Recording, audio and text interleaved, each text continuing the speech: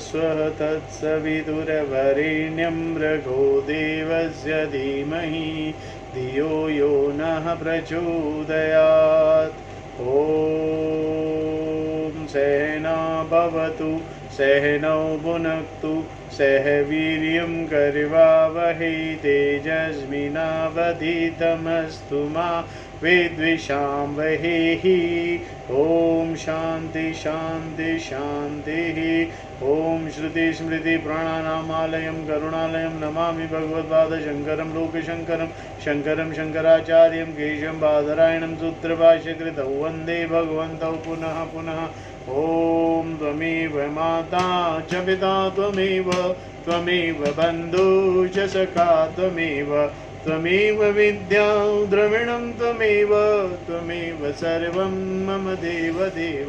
ओम गुरुदेव भगवान शिव शंकर भोलेनाथ के राष्ट्रपति महाराज की जय। श्री कृष्ण शरणं ममः श्री कृष्ण शरणं ममः श्री कृष्ण शरणं ममः श्री कृष्ण शरणं ममः। देव ऋषि नारद भगवान की जय। श्री सूत जी महाराज की जय। शौनक आदि ऋषियों की जय। भगवान व्यास जी महाराज की जय। सुखदेव भगवान की जय। शंकराचार्य भगवान की जय। स्वामी चिन्मयानंद भगवान की जय। स्वामी दयानंद भगवान की जय। स्वामी प्रबुद्धानंद भगवान की जय। स्वामी शुद्धानंद भगवान की जय। माता पिता की जय। सभी गुरु देवताओं की जय। सभी गुरु देवताओं की जय। साध्वी आनंद ज्योति की आनंद ज्योति जी माँ की जय हो। श्री कृष्ण गोविंद हरे मुरारी हे नाथ नारायण वासुदेवा।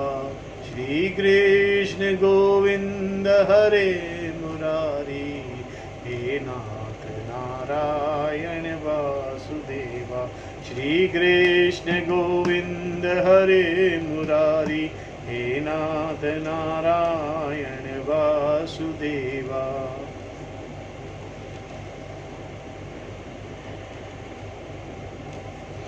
हम पाठ कर रहे हैं श्रीमद् भागवत कथा, अमृत रस का पान कर रहे हैं। श्रीमद् भागवत कथा के अंदर हमने प्रथम स्कंद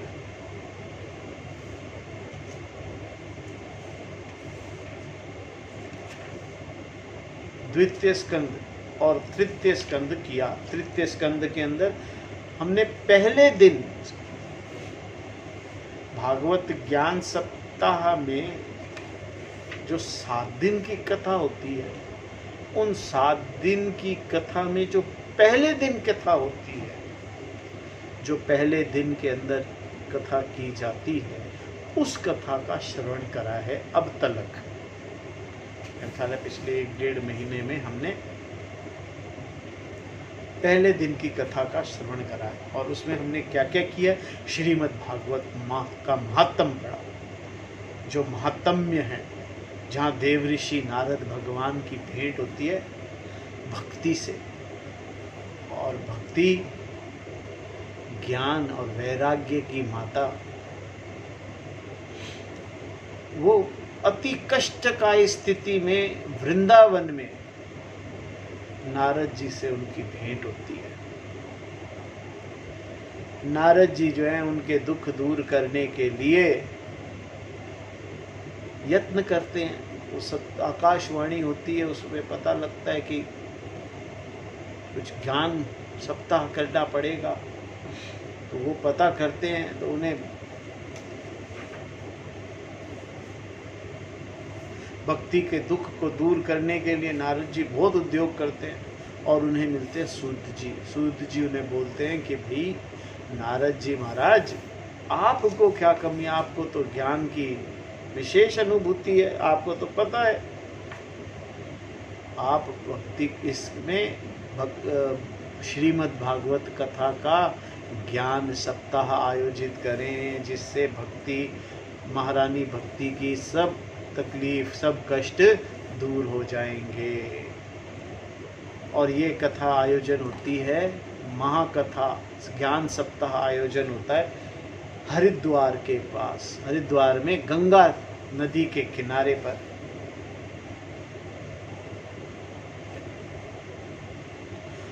और वहाँ पर कथा सुनाते हैं सूत जी।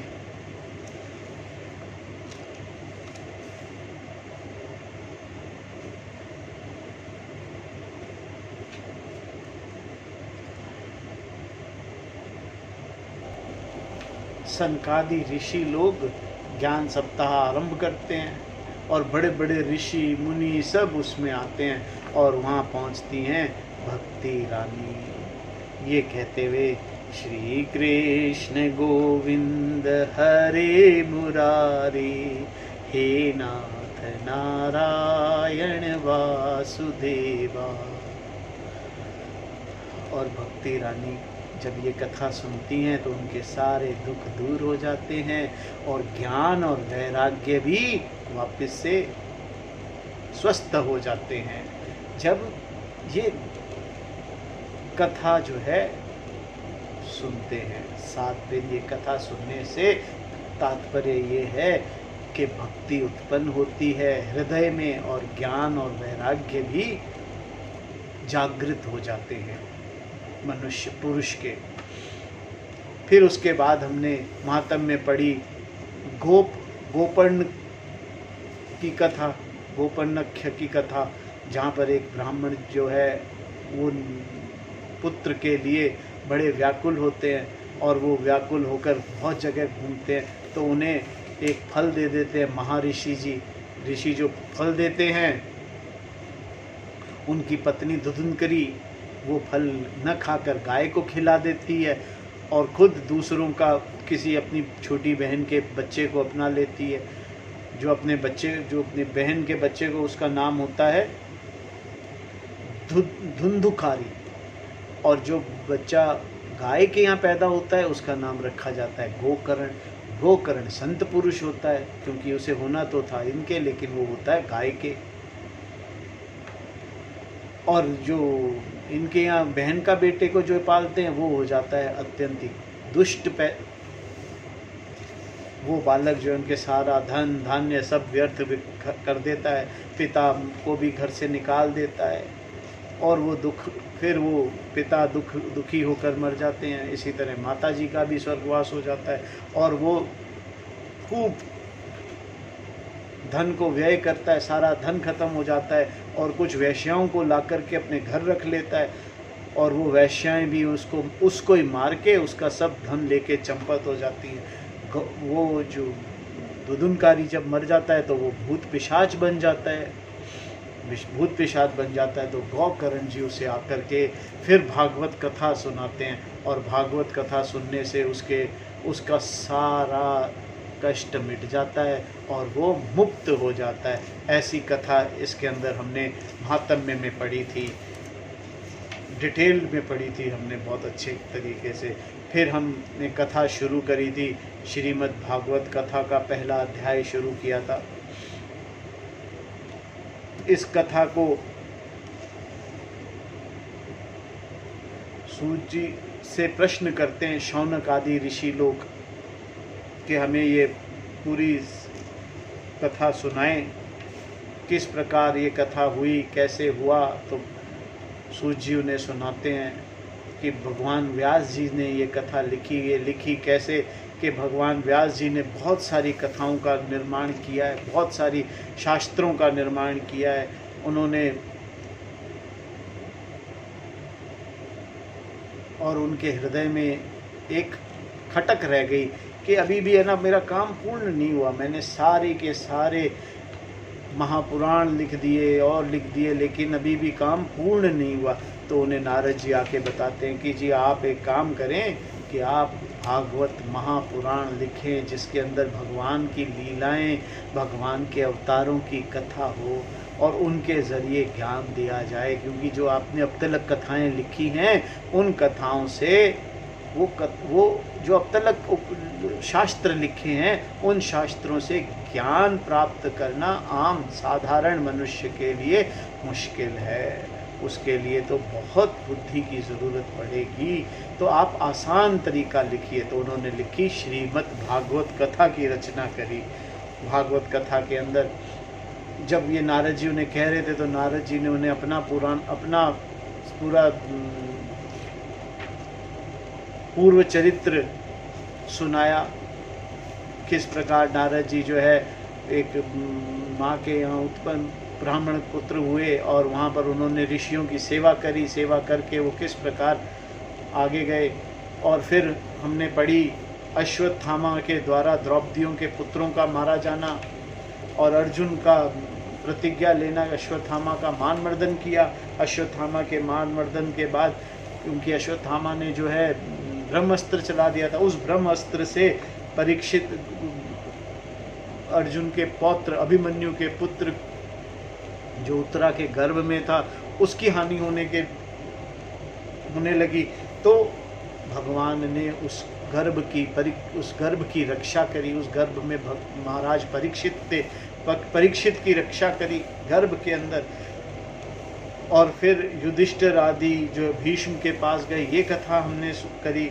वहाँ पर भगवान की स्तुति करके भीष्म पितामह भीष्म ने उत्तरायण के दिन अपना स्वर्ग का गमन किया। इसके बाद भगवान श्री कृष्ण ने द्वारका की तरफ चले गए। द्वारका में भगवान ने ऐसी लीला रची कि सारे के सारे यदुवंशी जो हैं वो आपस में ही मार लिए, एक दूसरे को खत्म कर लिया। फिर विदुर जी ने धृतराष्ट्र और गांधारी को उपदेश दिया। धृतराष्ट्र और गांधारी भी स्वर्ग की ओर चले गए। और फिर हमने भगवान कृष्ण का गमन, स्वधाम गमन के बारे में पढ़ा। फिर परीक्षित को राज देकर युधिष्ठिर और अर्जुन वगैरह सब चले गए और परीक्षित ने राज करना आरंभ किया। परीक्षित ने बहुत बढ़िया राज्य किया, कई हजारों वर्षों तक राज किया, कई यज्ञ किए।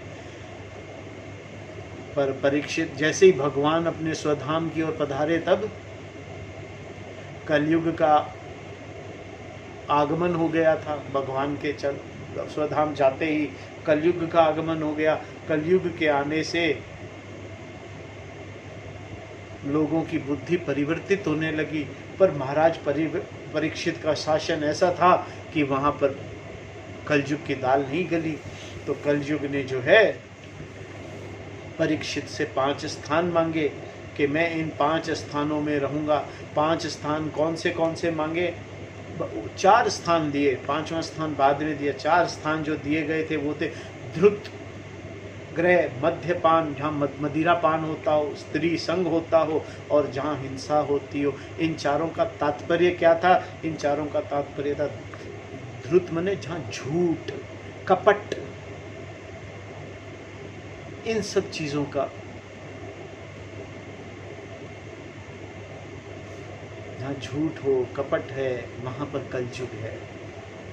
और मदिरापान माने मस्त, होश ही नहीं है, मद में है, अपने अहंकार में बैठे हैं, अधर्म की ओर बढ़ते चले जा रहे हैं। वहां पर स्त्री संग का मतलब है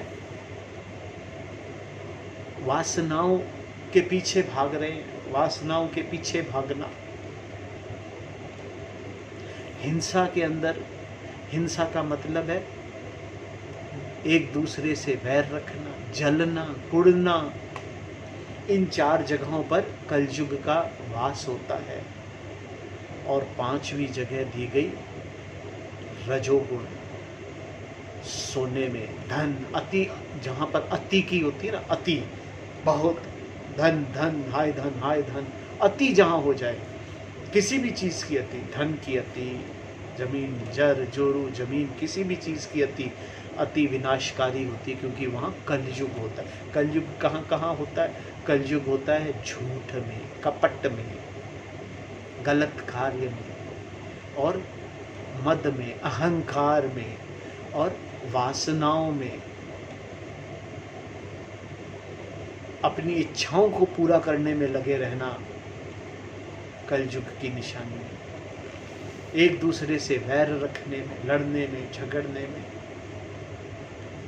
और सोने में, किसी भी चीज़ की अति में कलयुग है। जब आप अति के पीछे भागने लगेंगे तो कलयुग के पीछे, अधर्म में चले गए।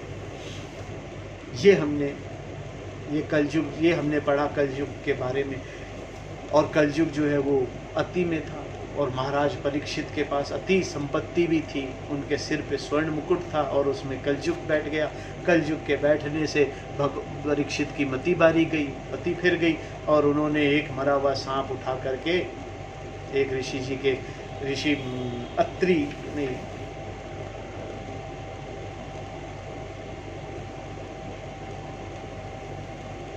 उन्हें भूख प्यास लगी तो वो चले गए ऋषि जी के यहाँ,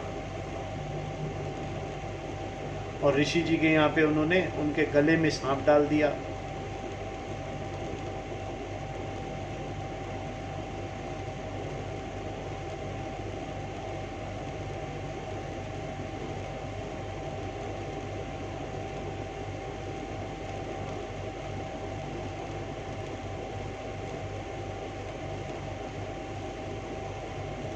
और वो जो सांप उन्होंने डाला, वहाँ से डाल के चले गए, तो उस ऋषि जी के पुत्र ने शराप दे दिया कि जिसने भी मेरे पिता के गले में सांप डाला है, मरा हुआ सांप डाला है, उसे 7 दिन बाद तक्षक नाग डस लेगा। इस प्रकार महाराज परीक्षित को पता चला कि भाई मेरे तो 7 दिन बाद मृत्यु हो जाएगी। तो उन्होंने सब ऋषियों मुनियों को, बड़े बड़े ऋषियों मुनियों को बुलाया। बड़े बड़े ऋषियों मुनियों ने से सलाह करी। उन जब बुलाया तो सूत जी महाराज आ गए, वहाँ पर शुकदेव महाराज आ गए। शुकदेव महाराज ने कहा कि भाई तेरे को तो पता है कि तेरी मृत्यु 7 दिन बाद होगी, हम में से तो बाकियों को किसी को पता ही नहीं है कि कब मरना है हमारे को। तो बहुत भाग्यशाली है, भाग्यशाली है। तो तुम श्रीमद् भागवत महापुराण का पाठ करो।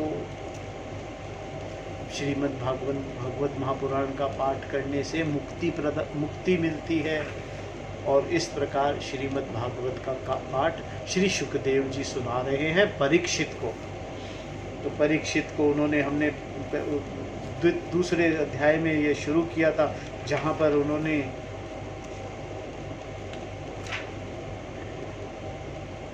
भगवान के सब स्थूल और सूक्ष्म रूपों की वर्णन किया, कर्म मुक्ति और सधो मुक्ति का वर्णन किया। उसके बाद कामनाओं के अनुसार विभिन्न देवताओं की उपासना कैसे, किस प्रकार कोई कामना होती है, किस देवता की उपासना करनी चाहिए, और भागवत भक्ति के प्राधान्य का निरूपण किया।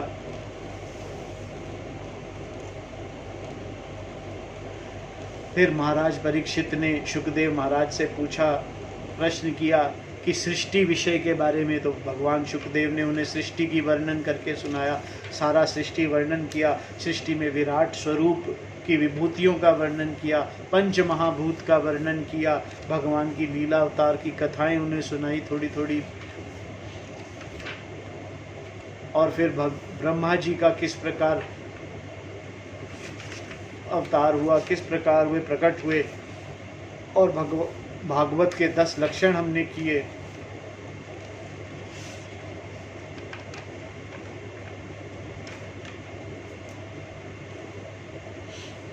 और फिर उद्धव जी की भेंट हुई विदुर जी से। जब भगवान श्री कृष्ण अपने स्वधाम चले गए, तो उद्धव जी जो है वो जा रहे थे, और विदुर जी मिल गए रास्ते में। विदुर जी से उनकी भेंट हुई। वहाँ पर विदुर जी ने उद्धव जी से पूछा कि महाराज आप मुझे ज्ञान दो। तो थोड़ी बहुत लीलाएं, भगवान की बाल लीलाओं के बारे में तो उन्हें बताया। और फिर विदुर जी को उद्धव जी ने बोला कि आप महर्षि मैत्रेय जी के पास जाएं, और मैत्रेय जी के पास जाकर आप ज्ञान प्राप्त करें, भगवान ने आप ऐसा आदेश किया है। तो विदुर जी मैत्रेय जी के पास जाते हैं, और मैत्रेय जी उन्हें सारी भागवत कथा सुनाते हैं, सृष्टि का कर्म वर्णन करते हैं। सृष्टि के बाद वो विराट शरीर का वर्णन करते हैं। विराट शरीर के बाद विदुर जी के कुछ प्रश्न होते हैं, उनका वर्णन है। और ब्रह्मा जी की उत्पत्ति के बारे में मैत्रेय जी विदुर जी को बताते हैं। ब्रह्मा जी के 10 प्रकार की सृष्टि का वर्णन करते हैं।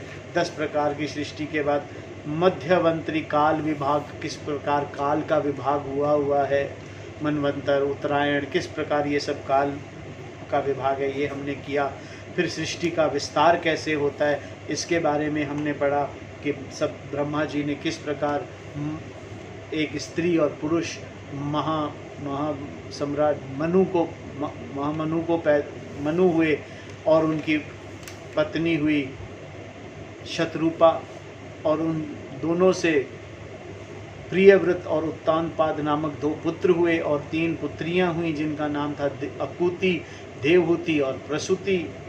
और फिर इन सब के रहने के लिए पृथ्वी को जो समुद्र में चली गई थी उन्हें निकालने के लिए प्रार्थना की गई। ब्रह्मा जी ने प्रार्थना की विष्णु भगवान से, विष्णु भगवान ने वराह अवतार धारण करके और पृथ्वी को निकाला। जब वो पृथ्वी को निकाल रहे थे तो हिरण्यकश्यपु आ गया बीच में और हिरण्यकश्यपु का वध किया। हिरण्यकश्यपु कौन था? हिरण्यकश्यपु दिति का पुत्र था। हिरण्यकश्यपु और हिरण्याक्ष ये दोनों दिति के पुत्र थे, जो कद्रम ऋषि जी के कृपा से हुए थे। कश्यप ऋषि जी के, कश्यप ऋषि जी के पत्नी थी दिति। दिति को पुत्र हुए 2, और ये पुत्र, ये जो हिरण्याक्ष और हिरण्यकश्यपु हैं, ये भगवान के पार्षद हैं, जय और विजय। इसके बारे में अभी हमने थोड़े दिन पहले पढ़ा था। जय विजय वैकुंठ से नीचे उतरे, नीचे उतर के हिरण्यकश्यपु और हिरण्याक्ष के रूप में उन्होंने जन्म लिया, जहाँ हिरण्याक्ष का वध किया वराह भगवान के रूप में विष्णु भगवान ने। यहाँ तक की कथाएं हमने संपूर्ण रूप से पढ़ ली थी। ये था पहले दिन की कथा के अंतर्गत।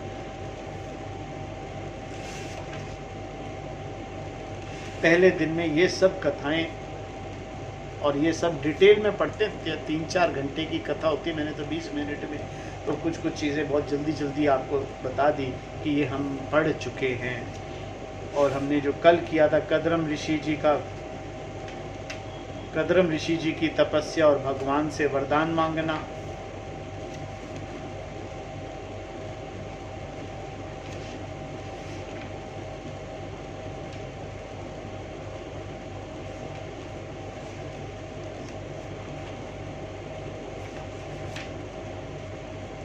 तो वो 22वें अध्याय में आज हम करेंगे। श्रीमद् भागवत की कथा के अंतर 22वें अध्याय में देवहूति के साथ कद्रम प्रजापति का विवाह। मैत्रेय जी कहते हैं, विदुर जी, इस प्रकार जब कद्रम जी ने मनु जी के संपूर्ण गुणों और कर्मों का श्रेष्ठता का वर्णन किया तो उन्होंने उन निवृत्ति प्रायण मुनि से कुछ सकुचा कर कहा, महाराज मनु, देवहूति जो है ना वो मनु और शतरूपा की पुत्री ही है देवहूति। इनका विवाह होता है कद्रम ऋषि से। और वो किस प्रकार होता है उसके, कद्रम ऋषि जी जो है वो तपस्या कर रहे थे और वहाँ भगवान ने कहा कि आपको ये संसार आगे बढ़ाने के लिए जिस प्रकार की पत्नी की आकांक्षा है वो आ जाएंगी आपके पास। तो मुनि जी ने कहा, मुने वेद मूर्ति भगवान ब्रह्म ने अपने वेदमय विग्रह की रक्षा के लिए तप विद्या और योग माया से संपन्न तथा विषयों से अनासक्त आप ब्राह्मणों को अपने मुख से प्रकट किया है। और फिर उन शस्त्र चरणों वाले विराट पुरुष ने आप लोगों की रक्षा के लिए ही अपनी शस्त्र भुजाओं से हम क्षत्रियों को उत्पन्न किया है। इस प्रकार ब्राह्मण उनके हृदय और क्षत्रिय शरीर कहलाते हैं। अतः एक ही शरीर से संबंध होने के कारण अपनी अपनी और एक दूसरे की रक्षा करने वाले उन ब्राह्मण और क्षत्रियों की वास्तव में श्री हरि ही रक्षा करते हैं, जो समस्त कार्य कारण रूप होकर भी वास्तव में निर्विकार हैं। आपके दर्शन मात्र से ही मेरे सारे संदेह दूर हो गए, क्योंकि आपने मेरी प्रशंसा के मिस से स्वयं ही प्रजा पालन की इच्छा वाले राजा के धर्म का बड़े प्रेम से निरूपण किया है। आपका दर्शन अजितेंद्रिय पुरुषों को बहुत दुर्लभ है। मेरा बड़ा भाग्य है जो मुझे आपके दर्शन हुए। मैं आपके चरणों की मंगलमयी रज अपने सिर पर चढ़ा सका। मेरे भाग्योदय ही आपने मुझे राजधर्मों की शिक्षा देकर मुझ पर महान अनुग्रह किया है, और मैंने भी शुभ प्रारब्ध का उदय होने से ही आपकी पवित्र वाणी कान खोल कर सुनी है। मुने, इस कन्या के स्नेहवश मेरा चित्त बहुत ही चिंताग्रस्त हो रहा है, अतः मुझ दीन की यह प्रार्थना आप कृपा पूर्वक सुने। यह मेरी कन्या जो प्रियव्रत और उत्तानपाद की बहन है, अवस्थाशील और गुण आदि में आप अपने योग्य पति को पाने की इच्छा रखती है। जब से इसे नारद जी के मुख से आपके शील, विद्या, रूप, आयु और गुण का वर्णन सुना है, तभी से ये आपको अपना पति बनाने का निश्चय कर चुकी है। द्विजवर, मैं बड़ी श्रद्धा से आपको यह कन्या समर्पित करता हूँ, आप इसे स्वीकार कीजिए। यह गृहस्थोचित क्यों कार्यों के लिए सब प्रकार आपके योग्य है। जो भोग स्वतः प्राप्त हो जाए उसकी अवहेलना करना विरक्त पुरुषों को भी उचित नहीं है। फिर भी विषयासक्त की तो बात ही क्या। जो पुरुष स्वयं प्राप्त हुए भोग का निरादर करे, फिर किसी कृपण के आगे हाथ पसारता है, उसका बहुत फैला हुआ यश भी नष्ट हो जाता है और दूसरों के तिरस्कार का मान भंग भी होता है। विद्वान, मैंने सुना है कि आप विवाह करने के लिए उद्यत हैं। आपका ब्रह्मचार्य एक सीमा तक है, आप नैष्ठिक ब्राह्मण तो हैं नहीं, इसीलिए अब आप इस कन्या को स्वीकार कीजिए, मैं इसे आपको अर्पित करता हूँ। श्री कद्रम मुनि ने कहा, ठीक है, मैं विवाह करना चाहता हूँ और आपकी कन्या अभी किसी के साथ वागदान नहीं हुआ है, इसीलिए हम दोनों का श्रेष्ठ ब्रह्म विधि से विवाह होना उचित ही होगा। राजन, वेदोक्त विवाह विधि में प्रसिद्ध जो गर्भणामीते इत्यादि मंत्रों से बताया हुआ काम संतान उत्पादन रूप मनोरथ है, वह आपकी इस कन्या के साथ हमारा संबंध होने से सफल होगा। भला जो अपनी अंग कांति से आभूषण आदि की शोभा को भी तिरस्कृत कर रही है, आपकी उस कन्या को कौन आदर न करेगा। एक बार यह अपने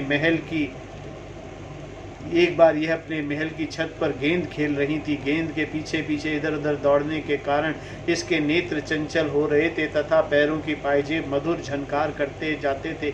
उस समय इसे देखकर विवश्वासु गंधर्व मोहवश अचेत होकर अपने विमान से गिर पड़ा था। वही इस समय यहाँ स्वयं आकर प्रार्थना कर रही है। ऐसी अवस्था में कौन समझदार पुत्र इसे स्वीकार न करेगा। यह तो साक्षात आप महाराज श्री स्वयंभू मनु की दुलारी कन्या और उत्तानपाद की प्यारी बहन है तथा यह रमणियों में रतन के समान है। जिन लोगों ने कभी श्री लक्ष्मी जी के चरणों की उपासना नहीं की है, उन्हें तो इसका दर्शन भी नहीं हो सकता। अतः मैं आपकी इस साध्वी कन्या को अवश्य स्वीकार करूंगा, किंतु एक शर्त के साथ। जब तक इसके संतान न हो जाएगी तब तक मैं गृहस्थ धर्म अनुसार इसके साथ रहूंगा। उसके बाद भगवान के बताए हुए संन्यास प्रदान, हिंसा रहित शम दमादि धर्मों को ही अधिक महत्व दूंगा, जिनसे इस विचित्र जगत की उत्पत्ति हुई है, जिनमें यह लीन हो जाता है और जिनके आश्रय से ये स्थित है। मुझे तो वह प्रजापतियों के भी पति भगवान श्री अनंत ही सबसे अधिक मान्य हैं। श्री मैत्रेय जी कहते हैं, प्रचंड धनुर्धर विदुर कद्रम जी केवल इतना ही कह सके, फिर वे हृदय में भगवान कमलनाभ का ध्यान करते हुए मौन हो गए। उस समय उनके मंद हास्य मुक्त मुख कमल को देखकर देवहूति का चित्त लुभा गया। मनु जी ने देखा कि इस संबंध में महारानी शत्रुपा और राजकुमारी की स्पष्ट अनुमति है, अतः उन्होंने उनके गुण से संपन्न कद्रम जी को उन्हीं के समान गुणवती कन्या प्रसन्नता पूर्वक दान कर दिया। महारानी शत्रुपा भी बेटी और दामाद को बड़े प्रेम पूर्वक बहुत से बहुमूल्य वस्त्र, आभूषण और गृहस्थोचित पात्र आदि दहेज में दिए। इस प्रकार सुयोग्य वर को अपनी कन्या देकर महाराज मनु निश्चित हो गए।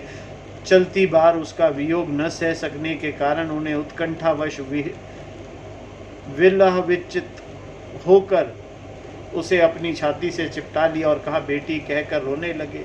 उनकी आंखों से आंसुओं की झड़ी लग गई और उन्होंने देवहूति के सिर के सारे बाल भिगो दिए। फिर वे मुनिवर कद्रम जी से पूछकर उनकी आज्ञा ले रानी के सहित रथ में सवार हो और अपने सेवकों सहित ऋषि कुल सेवित सरस्वती नदी के दोनों तीरों मुनियों के आश्रमों की शोभा देखते हुए अपनी राजधानी को चले गए।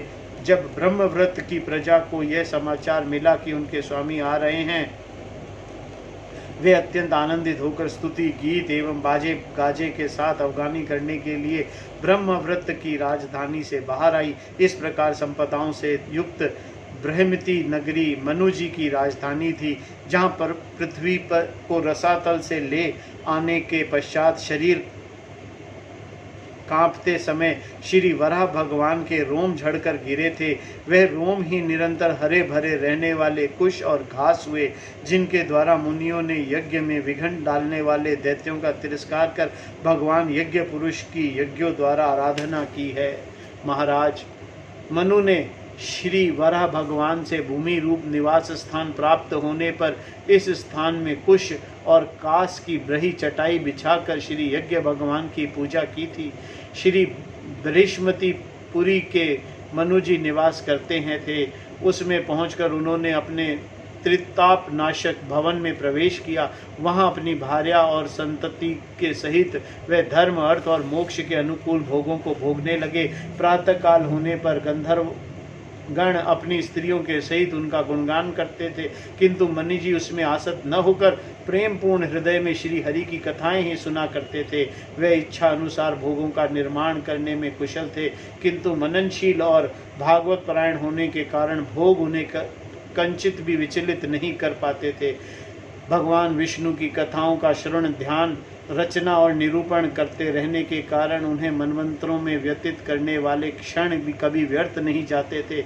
इस प्रकार अपनी जागृत आदि तीनों अवस्थाओं अथवा तीनों गुणों को अभिभूत करके उन्होंने भगवान वसुदेव के कथा प्रसंग में अपने मनवंतर के 71 चतुर्युग पूरे कर दिए। व्यास नंदन विदुर जी, जो पुरुष श्री हरि के आश्रित रहता है, उसे शारीरिक, मानसिक, दैविक, मानुषिक अथवा भौतिक दुख किस प्रकार कष्ट पहुंच सकता है। मनु जी निरंतर समस्त प्राणियों के हित में लगे रहते थे। मुनियों के पूछने पर उन्होंने मनुष्यों के तथा समस्त वर्ण और आश्रमों के अनेक प्रकार के मंगलमय धर्मों का भी वर्णन किया, जो मनु संहिता के रूप में अब भी उपलब्ध है। जगत के सर्वप्रथम सम्राट महाराज मनु वास्तव में कीर्तन के योग्य थे। वे मैंने उनके अद्भुत चरित्र का वर्णन सुनाया। अब उनकी कन्या देवहूति के प्रभाव सुनो।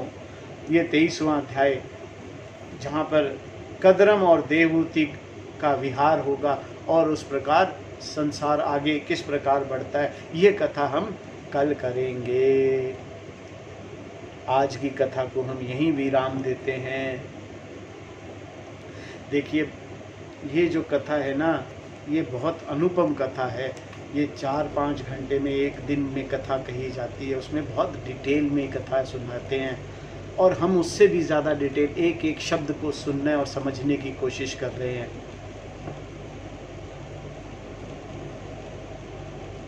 तो आज की कथा को हम यहीं विराम देते हैं। श्रीमन्नारायण नारायण नारायण, हरिहर नारायण नारायण नारायण, श्रीमन्नारायण नारायण नारायण, श्रीमन्नारायण नारायण नारायण, हरिहर नारायण नारायण नारायण। आरती अति पावन पुराण की, धर्म भक्ति विज्ञान खान की। आरती अति पावन पुराण की, धर्म भक्ति विज्ञान खान की। महापुराण भागवत निर्मल शुक मुख विगलित निगम कल्प फल, परमानंद सुदारसमय कल लीलारति रस रस निधान की। आरती अति पावन पुराण की, धर्म भक्ति विज्ञान खान की। कलिमल मथनि त्रिताप निवारिणी, जन्म मृत्युमय भव भयहारिणी। सेवत सतत सकल सुखकारिणी, सौम औषधि हरिचरित गान की। आरती अति पावन पुराण की, धर्म भक्ति विज्ञान खान की। विषय विलास विमोह विनाशिनी, विमल विराग विवेक विकाशिनी। भगवतत्व रहस्य प्रकाशिनी, परम ज्योति परमात्म ज्ञान की। आरती अति पावन पुराण की, धर्म भक्ति विज्ञान खान की। परमहंस मुनि मन उल्लासिनी रसिक हृदय रस रास विलासिनी भुक्ति मुक्ति रति प्रेम सुदासिनी कथा किंचन प्रिय सुजान की आरती अति पावन पुराण की धर्म भक्ति विज्ञान खान की आरती अति पावन पुराण की धर्म भक्ति विज्ञान खान की। ओम नमो भगवते वासुदेवाय। ओम नमो भगवते वासुदेवाय। ओम नमो भगवते वासुदेवाय। ओम पूर्णमदः पूर्णमिदं पूर्णात् पूर्णमुदच्यते पूर्णस्य पूर्णमादाय पूर्णमेवावशिष्यते। ओम शांति शांति शांतिः। हरि ओम तत्सत्। ओम गुरुभ्यो नमः।